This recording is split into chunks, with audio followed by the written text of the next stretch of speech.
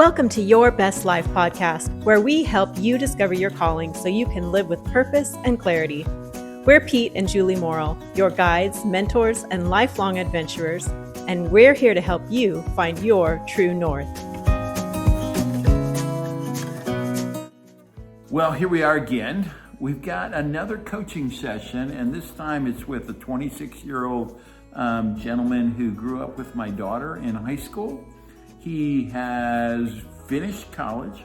He's gone on he went to the Ukraine, which is pretty During the war. Yeah, pretty dramatic experience for him. He's worked in a couple nonprofits, one where they work in to rehab young men. And Ben has got a lot of questions, but the main question is, I want to have my compass really well fixed during this time of transition, and what am I transitioning to? But you want to talk about a friend of yours who is also a relative of Ben's. Why don't you do that now? So Ben's parents are very good friends of ours, longtime friends. They were in our Bible study. They went to the same church. They helped at the camp that Pete ran for many years. I mean, Ben's dad, Jim, was involved with hiring me. I don't know if you knew that. Yeah, I did know that. So that we have a long time history with Ben's parents. And his mom, Katie, is on our nonprofit organization board, so True North Quest's board.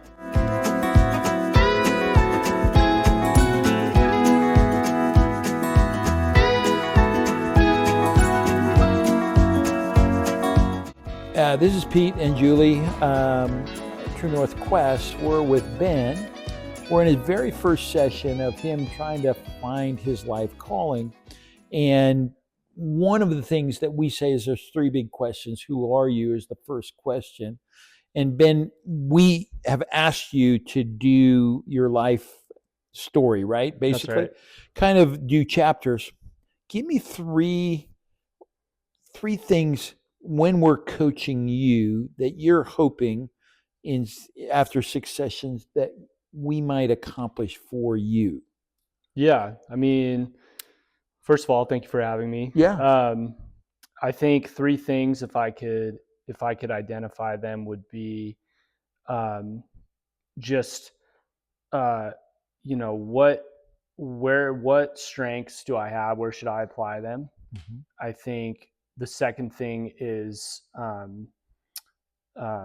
maybe in what areas do I thrive in, whether it's with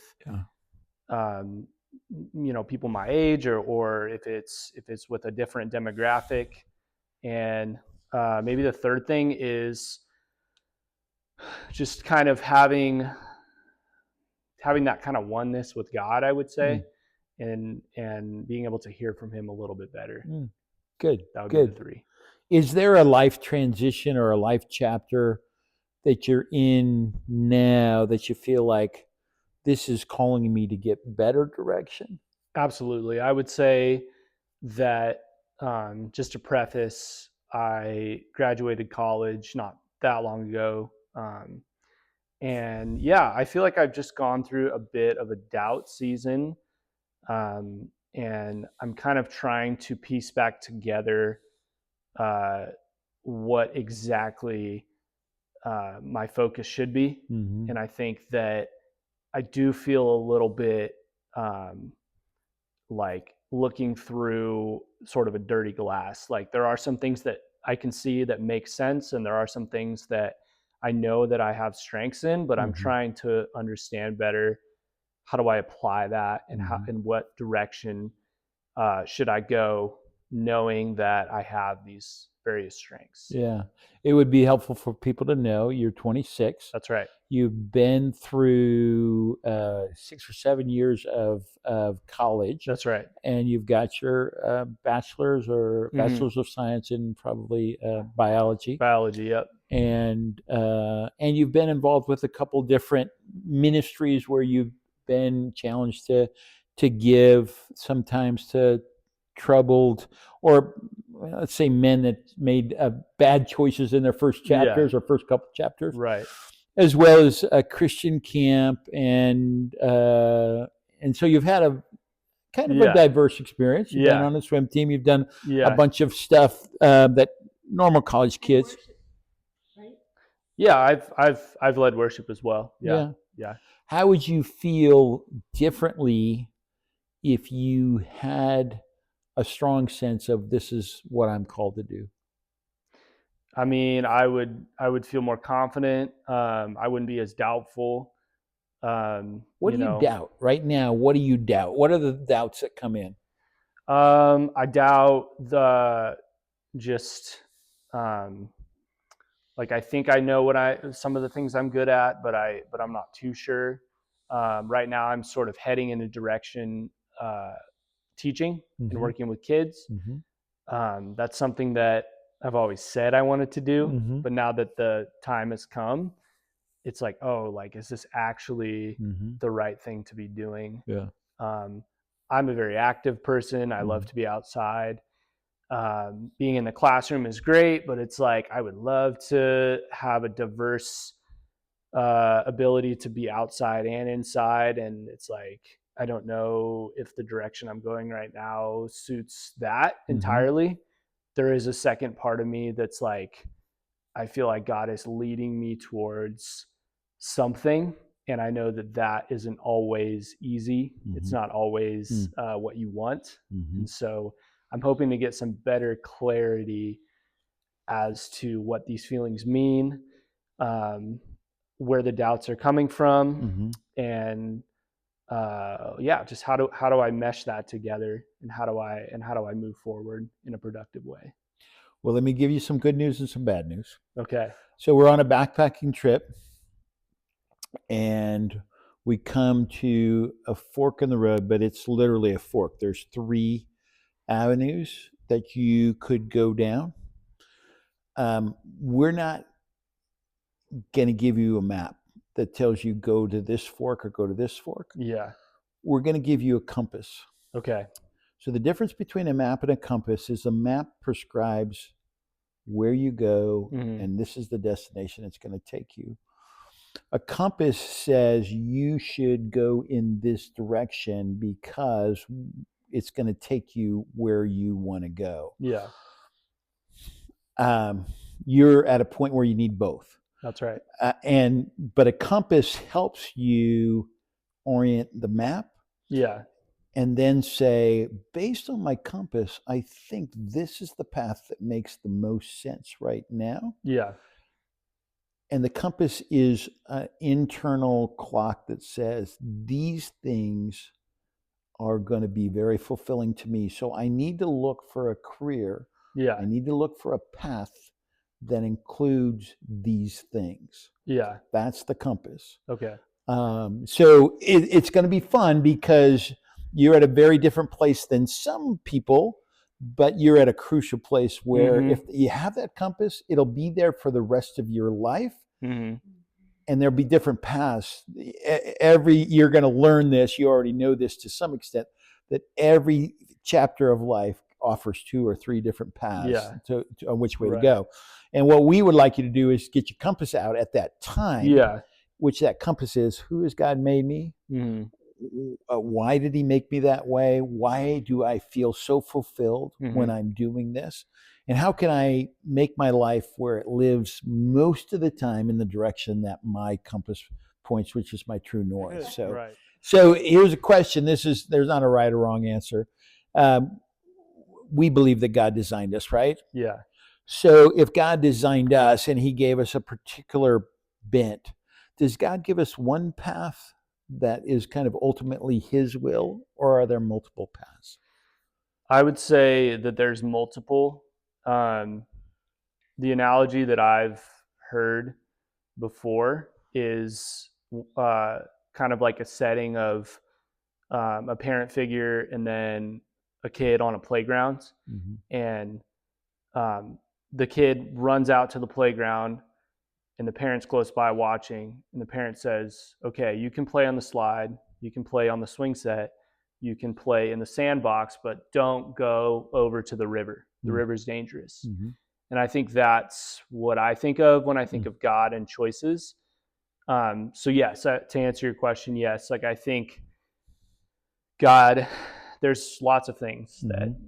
I could do for a career. And there's lots of things I could do now that could change later. Yeah. And I think that's also true.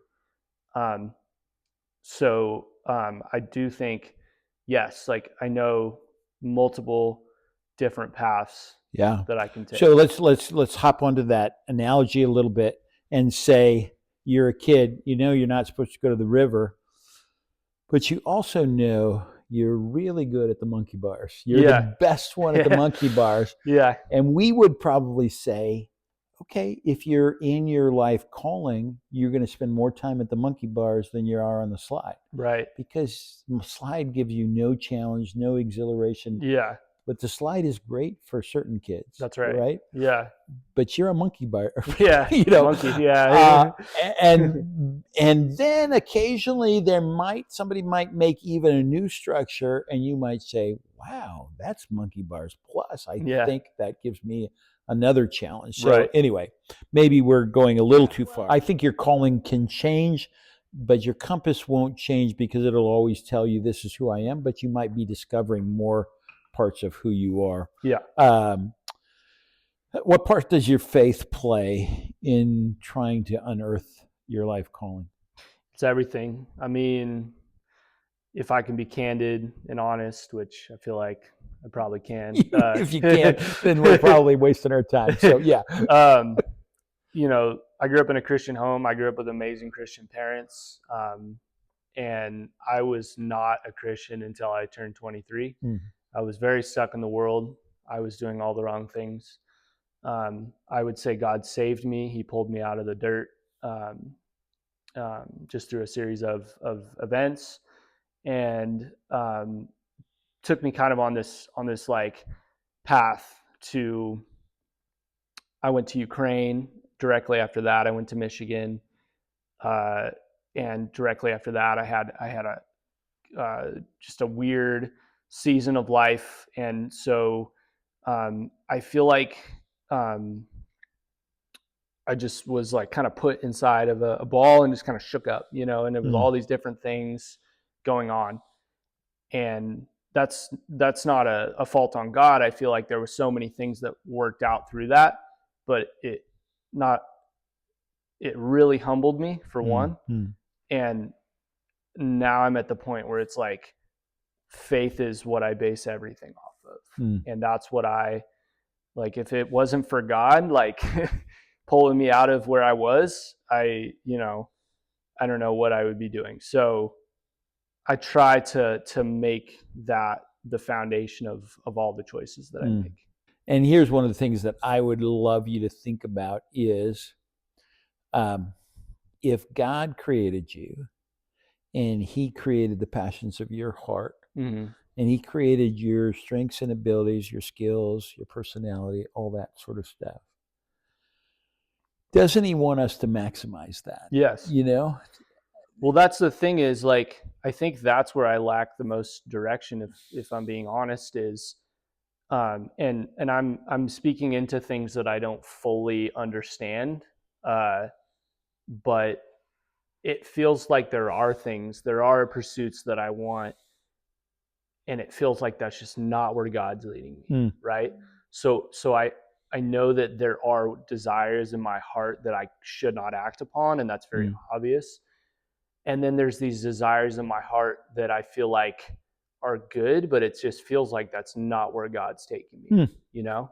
So if am being honest, there is this, and I think you can wrestle with doubt and have faith at the same time. I think that's the best way to do it. So there is this doubt. It's like, God, why do I have this desire? But it doesn't seem like that's where you're going to take me.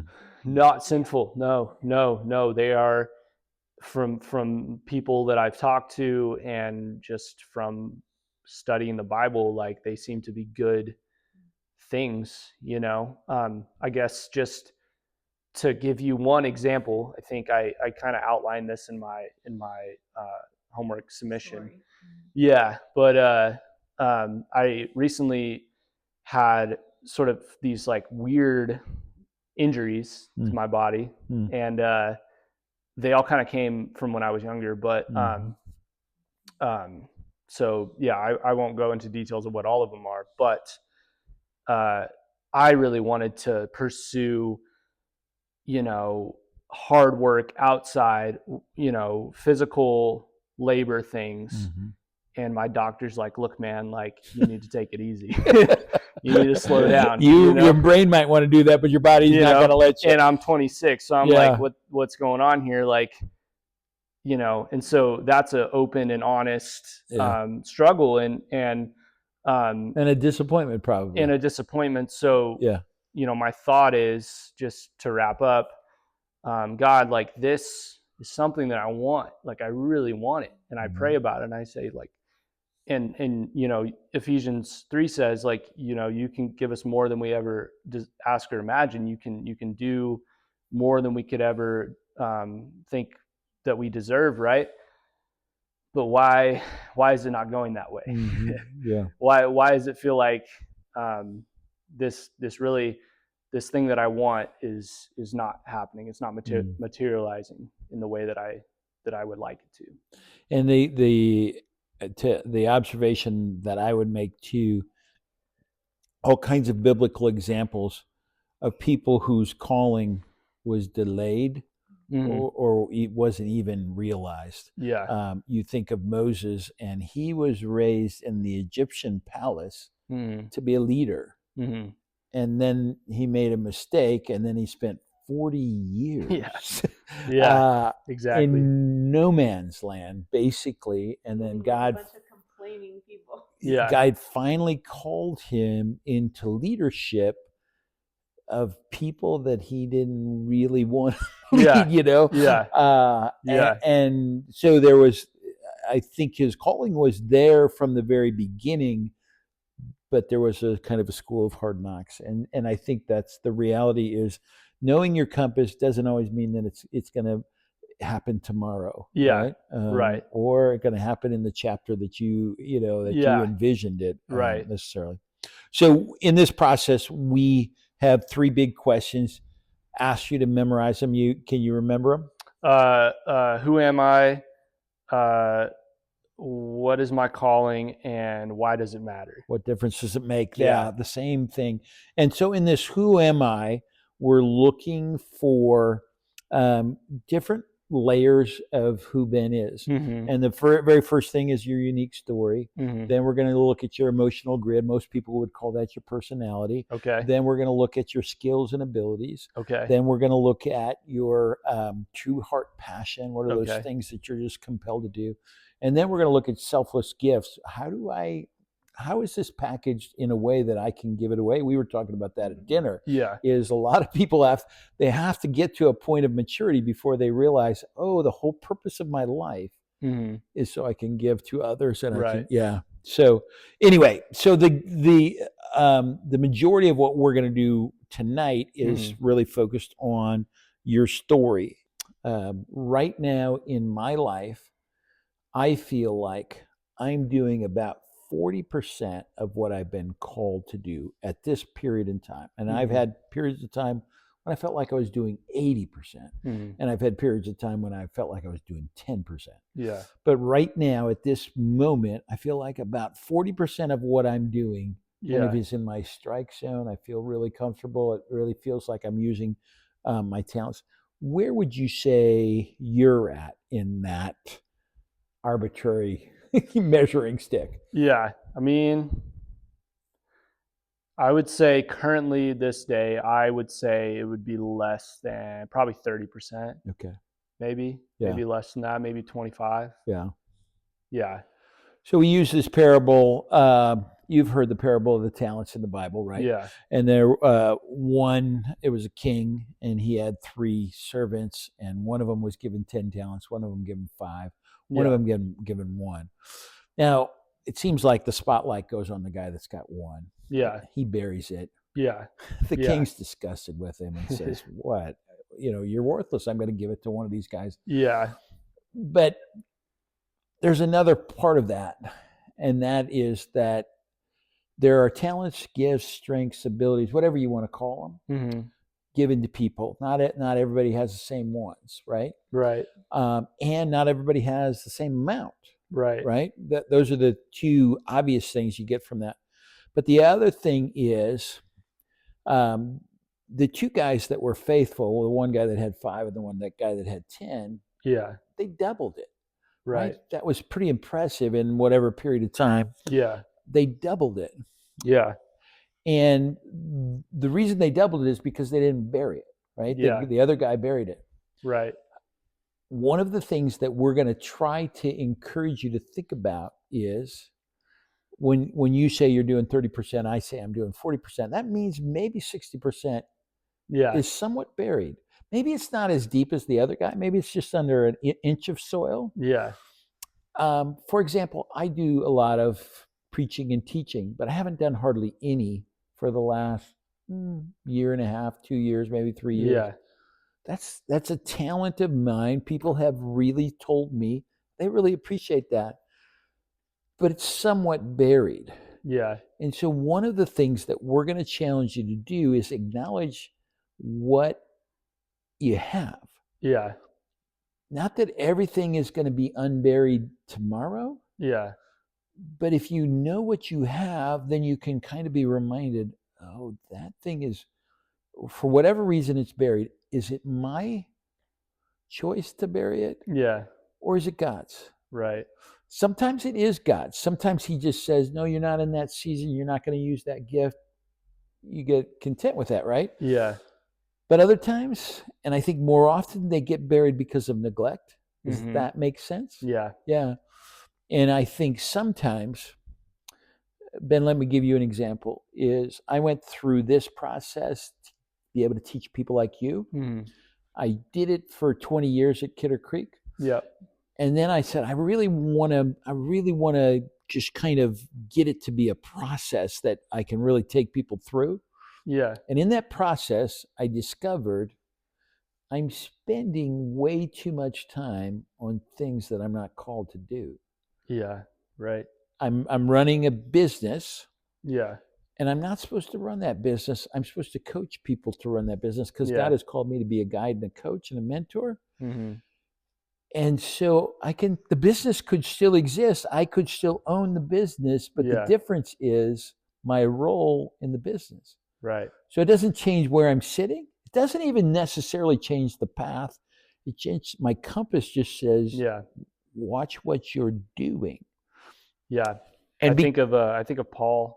Yes. I think of Paul when you say that. Right. Why do you think of Paul? Because some people won't be as familiar with Paul. Paul was persecuting and killing Christians for God in his belief, and he had a revelation with Jesus where pretty radical Jesus experience him, where he became blind, and his focus was more or less the same, but now it was directed in a different path. Yeah. So that just came to mind. Yeah, that's a pretty radical, and that's what we're going to say is when you're life coaching people, some people after us life coaching them, they'll change their direction 5 degrees. Yeah. And some people change their direction 180 degrees. Yeah. Paul changed his direction. Yeah. Right. He was 180 degrees. Right. And for me, just as I went through this, I said, it's not that the business is bad. It's just my role, what I see myself doing in the business is not using what God has given me. Yeah. And so just a slight orient, maybe it's not such a slight, it's maybe a 90-degree turn from what I was doing. But that's what we're going to try to get you to think about. Okay. You looked at the unique call or the things about your life story, right? Mm-hmm. The things that ChatGPT did. I'm seeing that you don't have notes, so maybe we need to copy this off. Would that be helpful to you? Yeah. Because I'm going to ask you for the top 3. Do you have a copy of it, Julie? Oh, perfect. Good. So what we did, Ben, is we gave ChatGPT your life story. Yeah. And we said, we're trying to coach Ben in terms of finding his life calling. Yeah. And then we asked, we want you to make 10 observations. This is the AI gods Yeah, out there. that's And we right. want to make 10 observations about Ben's life calling, or his life story as it relates to his life calling. Yeah, And this is what it came up with.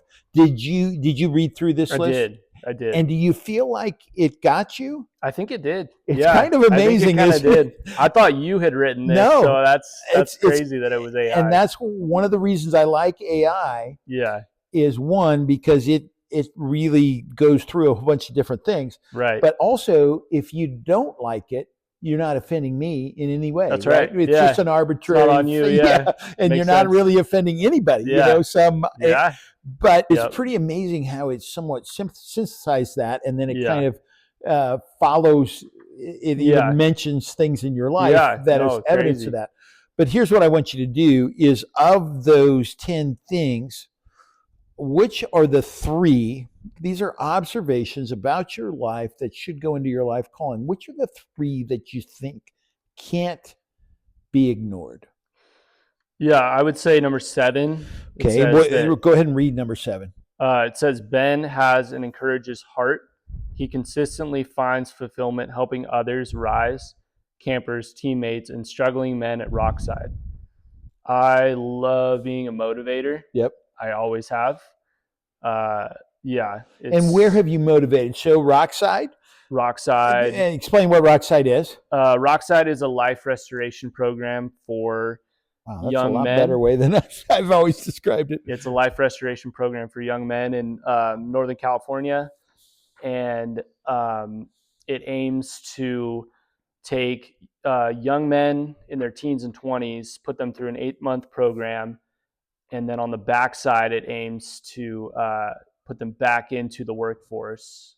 Make a productive citizen out of them. Productive citizen. And yes, and it is also faith-based. So their relationship with God is one of the top priorities. And what were the other examples where you're encouraging? Let's see. It was campers and teammates. Yeah. Teammates where? Teammates. I mean, I played sports my whole life. So teammates, yeah, just in every sport that I've played, I would say. So is the encouraging part, is it incredibly natural, or do you have to think, okay, I need to be an encourager? Incredibly natural. Yeah. Absolutely. And that's evidence of a heart imprint, right? Yeah. Yeah. So that's one thing that you cannot deny in your heart. I've got to be in a place. It doesn't mean it's got to be your job, but if it could be your job, that makes it your job easier, right? Yeah. But you've got to be in a place where you're encouraging other people. Is there a certain age or classification of people that you think maybe is a little bit? Yeah, I mean, I love kids. Mm-hmm. I mean, and define kids now. That's a big age kids too, right? Is a big group. People would say I'm still a kid. Yeah. So kids within probably the age range of, how many age groups have you actually worked with? I mean, I've worked with kids that, just learned how to walk, whenever you could say that, to people who are in their 30s and 40s. And at camp, Kidder Creek, you have the spectrum of primary age, junior high, and senior high. Which group was most gravitating? Yeah, so I really like the primary age. Okay. I like the littler kids. Yeah. That's me, and little kids have the same personality. Yeah. And I just love being around high energy kids, and that's what that group brings. Yeah. I love watching kids at camp when, they can do hard things, jumping off of rocks, going rafting. Mm-hmm. They have this huge smile on their face, mm-hmm. and that's what I'm all about. I love that stuff. Cool. So I would say the younger kids is where I kind of find fulfillment. What's another one of the 10 that jump out at you? Let's see. I would say probably number 8. It says that faith anchors his fulfillment. Okay. And you've talked about this a little bit, but this makes the most joyful, transformative seasons in his life were deeply intertwined with his walk with God. You agree with that? And when Yes. were those? So name one or two of those seasons. So I would say one of the biggest seasons of my whole life was when I went to the Ukraine. I went there in 2022 during the war. And with a faith-based group or just that's right, with a faith-based. I went there by myself, but I was with YWAM people. Okay. So I was with faith-based people. Good. You weren't a commando that were. No, I didn't go rogue. I didn't. Nope, that wasn't me. Good. Yeah, that's right. Yeah. So that I had just gotten through a hard season of my life. I had a breakup with somebody in college, and it was kind of my coming to God moment. And at that point, I would consider myself, even though I have said I was a Christian, I would consider that to be my time where I actually was one of my own choice. Yeah. And when I went to Ukraine, I prayed to God, I want to see who you are for real. Like, I want to see who you are in the realest setting. And I was like, Ukraine is a real setting. I think I can get. Can't get more real. I think I can get. So real on the negative side of real. Real on negative. So 100%. That's God delivered. Not to get into all the details, but man, like seeing what war does to people, how it divides, the terror, unspeakable things. We went to many villages where Russians invaded, came in, destroyed everybody's homes, and things I don't really want to talk about. Just terrible, terrible things to people. And I took a step back in that moment, not directly in that moment, but over the course of my stay. And I was like, why do I think my life is about me? I can't believe that that's been my mentality for however long, And so when I read number 8, I would say that was kind of the snowball effect of the next few years that really brought me to a place of putting God at the forefront of my life, and not just like, okay, God, you're a Sunday morning, you're a Tuesday Bible study. Like, no, like you are the paper which my life is written on. You are everything. So that has to be in my top 3. Okay, well, let's go for number 3. I would say 5 because it's kind of multifaceted. Okay. It says his most fulfilled seasons mix service, community, and nature. It says that was especially visible at Kidder Creek and in Ukraine. That would be my number 3. Interesting. So when you say mixed service, community, and nature, when it says that, how do you see that interweaving? I think that, like I said, with my heart, with my motivation, I want to motivate people. That is a service and through community. And man, I love being outside. I just, I love being out in nature. I'm fortunate to have grown up in a very beautiful place, and so that kind of meshes all of my wants into one thing. I think that I am somebody, I think if I can say that I kind of need community, like there are some people who don't, like they get their fulfillment outside of community. And for me, I do need alone time, but at the same time, like if I don't have community, it can tend to go down. Yes, I love to be around people, and I love to be around high energy people. And I think, just service in that sense. You're an extrovert in that you get energy from being around people? Yes, I do get energy from being around people. I have a little bit of both, if that's possible. I have introvert where I do need to reset. So yes, I do. I do draw energy when I'm around people, and I draw energy when I'm in service with people. I would say in Ukraine, it was every day, right? Yeah. Like it was get up, get after it. We built houses there. You're with people. I mean, people from all over the world. There was people from Australia, people from the U.S. There's people from South Africa that were part of this project, and I felt really, really fulfilled when I was there because we were up early, getting after it, and we were serving the people of Ukraine. Yeah. So that community service, and we were outside. Yeah. Yeah. Yeah. I mean, I guess maybe like outside nature, like could, I love being in the woods, but at the same time, I just like working with my hands. I like being, in the thick of it. I like, I grew up on a farm. I mean, you guys know I grew up on a farm, and yeah, that's just kind of what I did my whole life was work outside. And so that gives me a lot of fulfillment for sure.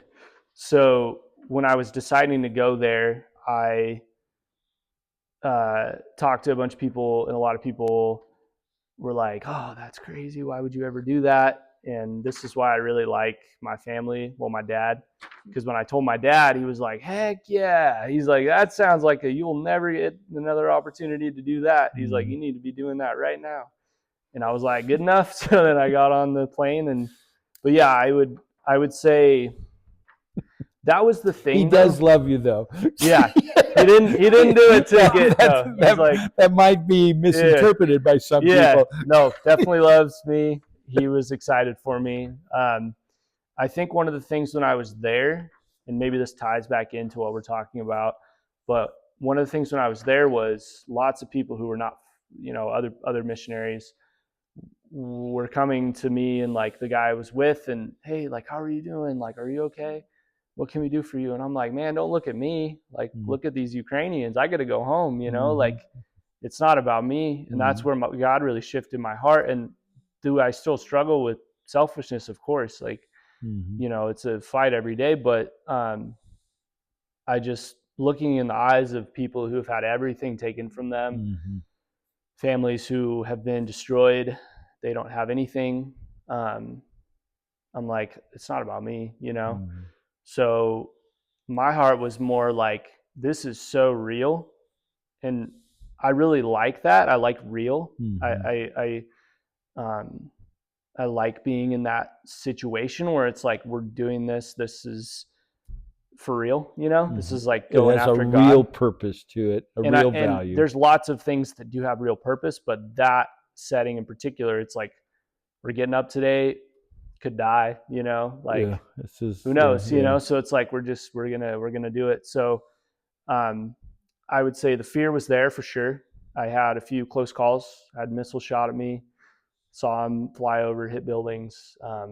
It was pretty crazy, but at the same time, it's like, where else would you be? Like, if you really want to know who God is, like, where else would you be? So that fear was there, but it was kind of masked by this, like, it's not about me. Sense of purpose. Yeah, sense of purpose. Yeah, exactly. So let's look at these 10 factors, and a lot of these are fairly redundant to the observations, but I want you to say, okay, I agree 100%. Pick the top 4 of these factors really are needing to be part of my life calling, no matter what I do or where I'm at. So the one that stuck out to me right up front was number 1. It says mentorship and encouragement. Like I said. So which one of those are both? So what's the difference in your mind between mentorship and encouragement? I think mentorship is more prolonged. Right. I would think of that as being more ongoing, more ongoing and more personal. Yep. I would think of encouragement as more in the moment.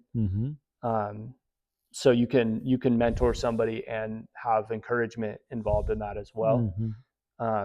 And you can encourage somebody without mentoring them. So I think that one sticks out.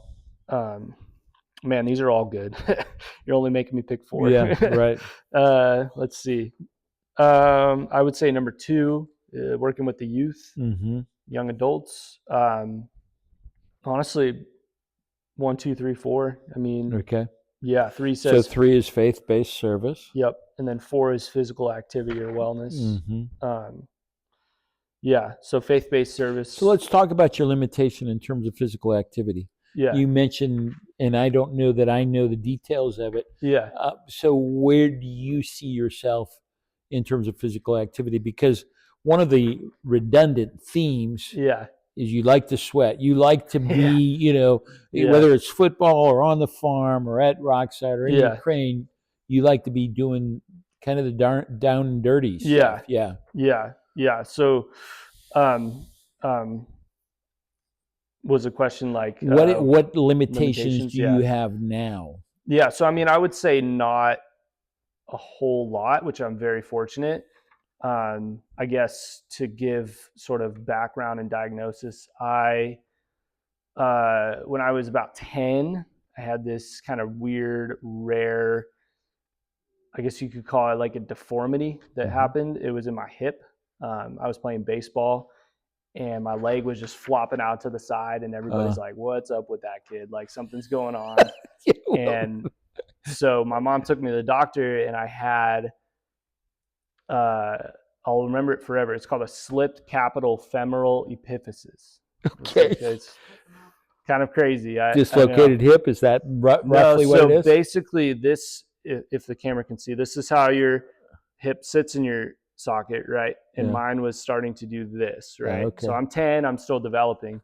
Not good, right? Like you can't really have that. So they put it back in place, and then they drilled a screw through it and fixated it.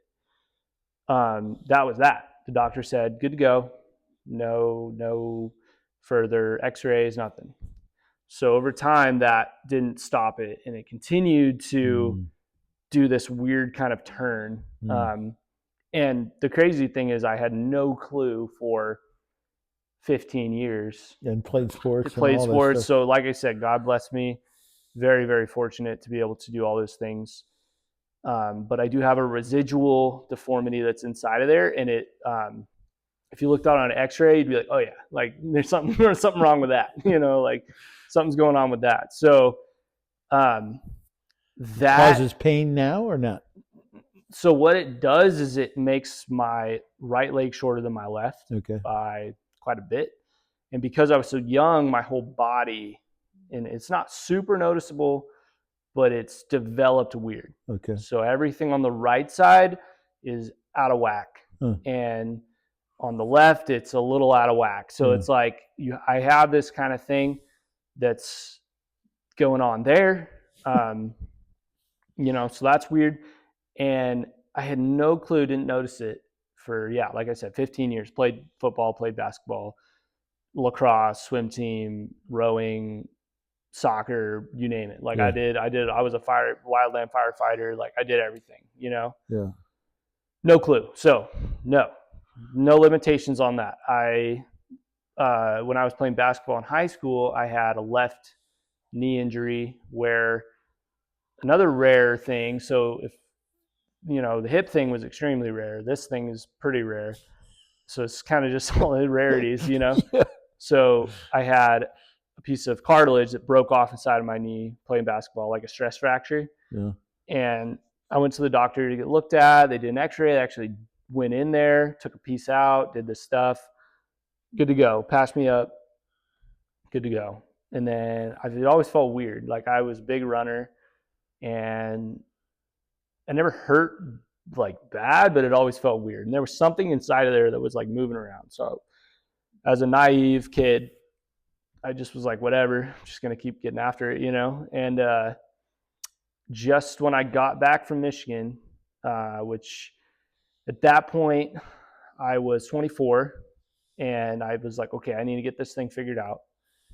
And so I went to the doctor, got the x-ray, and he's like, oh, yep, like you got this massive crater of cartilage that's just missing out of your knee. And he's like, so this seems it was a lot, And that doctor actually had the same thing when he was my age, same age, 17. So I had this when I was 17. And he's like, look, man, like, this is exactly what happened. And there was nothing they could do for it back then, but you get your knee replaced when you're my age, 65. And he's like, I got my knee replaced. He's like, that's what happens. Great. Sounds good. So I got that fixed. And I would say this is kind of a long thing, but the limitations are minimal. But I am, for a season of life and even continuing to now, I had a lot of anxiety about what's going to happen, like not only, like I remember, right before I was going to get my knee worked on, I'm laying in bed, like not sleeping, obviously. And I just figured out about the hip thing. And I just remember I'm like, to God, I'm just like, it's too much, It's just, it's too much.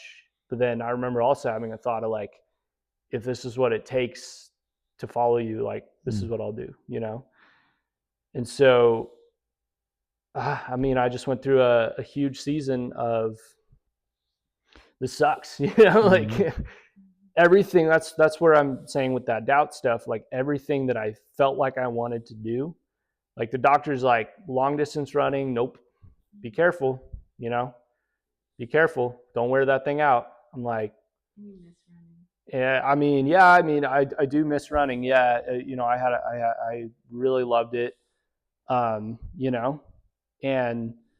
it's like, careful, basketball, careful, soccer, careful, all these things that you kind of did.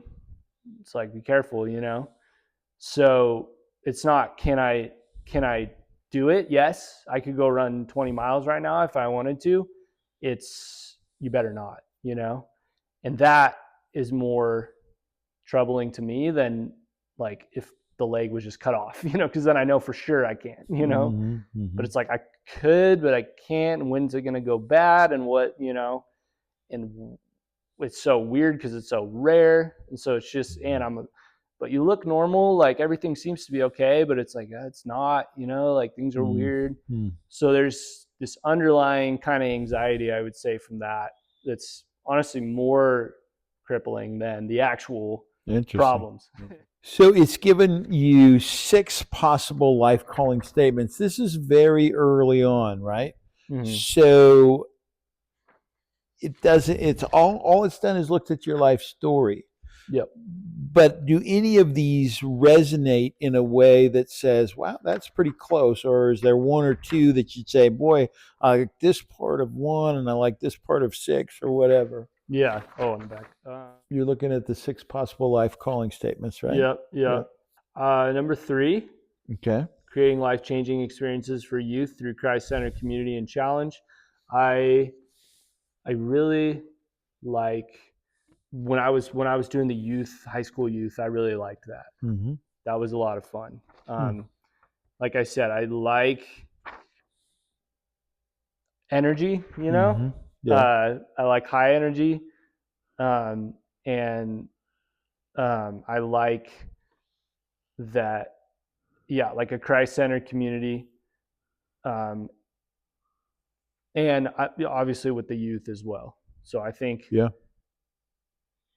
are all good, but like, man, like number 3 would definitely be, life-changing experiences, Christ-centered community, I think. And then it says, and challenge. That's the closest to your sweet spot you feel like right now. I think you're best to focus in on, who is God saying that I am? What are those 10 talents? Which ones am I really using? Yeah. And which ones are kind of dormant? Right. And how can I start investing to take them out of dormancy if I'm supposed to? You know what I'm saying? Yeah. So career path is perhaps a last chapter of what we're going through. But I think if you get too premature with that, you rule things in or out until you're convinced of that really is where my compass is pointed. So I think we've got to take a breath and say, the point is to get through a process that reveals who we've been, at the very essence. And what is interesting is it only knows 1/5 of what we're going to explore, and it's already pretty much getting It's you. getting there. It's getting you. It's getting there for Yeah. sure. So is this something that you want to continue to do? Yes, Okay. absolutely. So chapter 2 is understanding your personality as it relates to your life calling. But the more you understand your personality, the better you will be able to navigate through life. You've heard of people that are relationally wise, right? Those are people that socially know how they come across. Yeah. Who are the people that they enjoy being with, and who are the people that, okay, that's not my type of person, but I can relate to them. Right.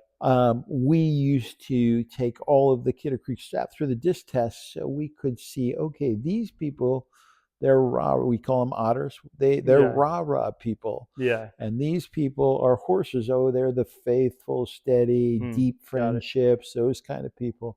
And these people, I fit into this category. Eagles, they like to see the big picture, and they like to kind of make command decisions and that sort of stuff. And these people are beavers. They like to work on the details and make sure everything is kind of in order and correct and all that sort of stuff. That's all helpful as you go through life. And just become a student of yourself for not just the benefit of knowing your life calling, but the benefit of being a better Ben in almost every circumstance, right? Socially aware people can influence people a lot better than socially unaware people. Right? It's just a part of reality, right?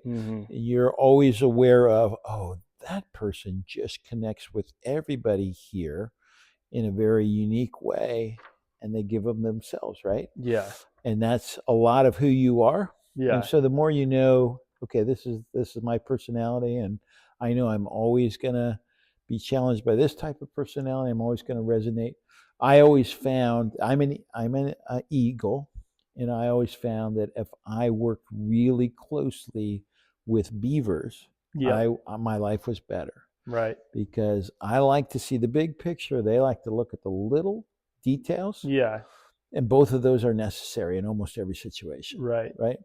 And then I always recruited otters. Because I'm not that.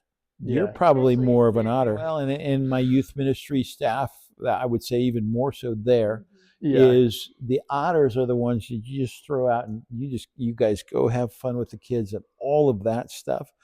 And then I would be having deeper conversations strategically. How are we doing? What's this? How this is going.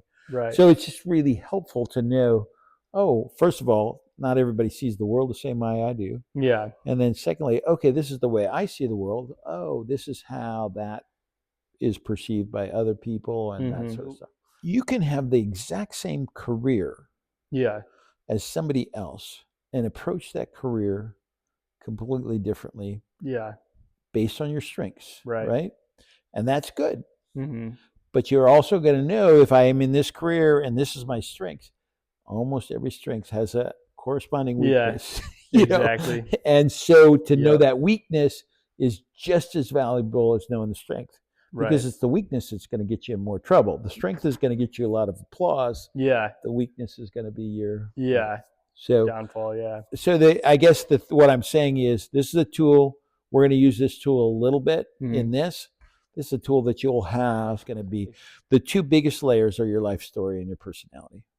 Okay. Then we're going to ask skills and abilities. Well, some of those are going to be pretty obvious. But skills and abilities, there are some very unique things. Probably how to brand a calf, or doing some things that are just going to show up that are random, but are also okay. That's an interesting skill or ability. So here's what I'm going to tell you is, at the end, I'm going to be telling you confidently, this is who God made you. Now you got to decide what to do with that. So get close to God. In the next 6 weeks or however long we take in this process, because God's going to ask you, okay, how much do you want to align with who I made you? And he's going to call you, I think, specifically to some things. Yeah. It might be just saying, I want you to explore, I want you to lean into, or I want you to, and I'm going to try to then give you wisdom that says this and this and this are things that you really need to invest in for the rest of your life. Yeah. Now figure out how to do that, which with whatever career path you choose or whatever. Yeah. But you're gonna, like Julie, she can't help but share, okay, you got to think about this, or you got to think about this, and this program is going to do that as well. That's okay. Yeah. So keep looking at all the smorgasbord. Generally, I always told Kidder Creek people this: your problem is not that you don't have enough choices; you got too many choices. Yeah. And right. In reality, an American young person, very true. Too many choices is almost as paralyzing or more paralyzing than not enough choices, right? Yeah. You go to the military, they tell you, okay, you're good at this, you're going to do this for the next 4 years. Yeah. Well, that's pretty easy, right? Yeah. You just go do it. You don't have to. Exactly. You don't have to think about it. You just say, I don't have any decisions. Yeah. But when you're not going in that kind of, then you've got to start saying, why am I making these choices? That's what the compass is about. It's going to help you, guide you through those choices. So, right. Yep. Okay. Cool. Yeah, our producer took off on us, so okay. I guess that's it. It's a wrap. It's a wrap. We want to take a moment to thank our sponsors. Today's episode of Your Best Life was brought to you by True North Quests, helping you discover your calling so you can live a life filled with purpose. Find out more at tnadventures.org, where you can book an appointment with a calling coach, learn about upcoming True North Quest workshops, and more. And by Marble Mountain Kennels, where exceptional Labrador retrievers are bred and trained for adventure, companionship, and service. Visit mmkennels.com to meet your new best canine friend. And by Julie's Creative Classroom, providing fun educational games and digital products for students in Julie's online Creative Classroom TPT Teachers Pay Teachers store. Thank you for joining us today. Until next time, remember your best life starts with knowing your calling and finding your true north.